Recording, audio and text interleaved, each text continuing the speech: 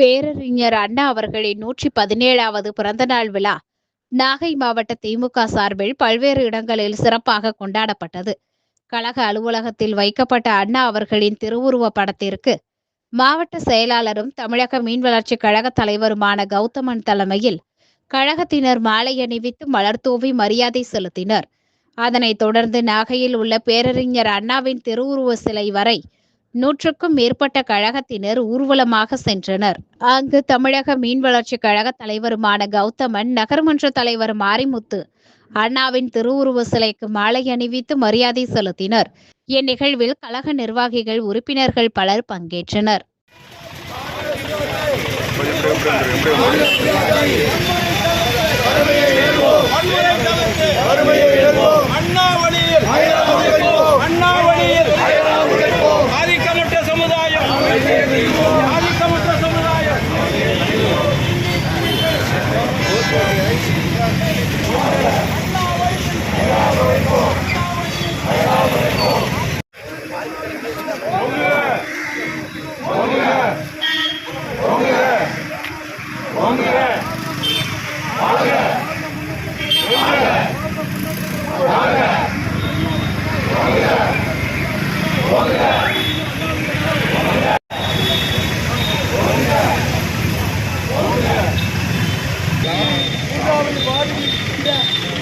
நாற்பத்தி ஏழாவது பூத்திலே நடைபெறுகிற 147வது பூத்திலே நடைபெறுகிற இந்த உறுதிமொழியை நாம் இங்கு ஏற்க வேண்டும் என்று நாடாளுமன்ற உறுப்பினர்களின் விகிதாச்சாரத்தை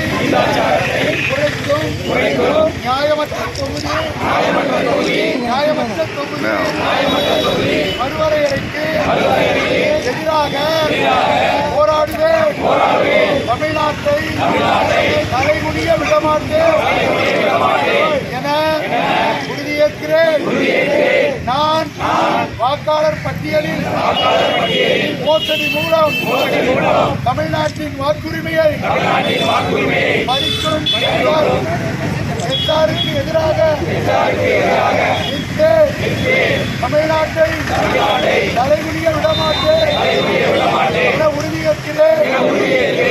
நான் மற்றும் இளைஞர்களை முடக்கும் எந்த ஒரு திட்டத்தையும் எதிர்த்து நிற்பேன். ஒருபோதும் தமிழ்நாட்டை தலைமுடிய விடமாட்டேன் என உறுதியேற்கிறேன்.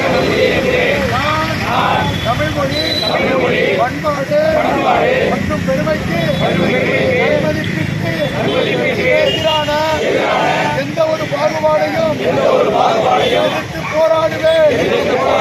எதற்காகவும் தமிழ்நாட்டை தலைகுனிய விடமாட்டேன் என உறுதியேற்கிறேன்.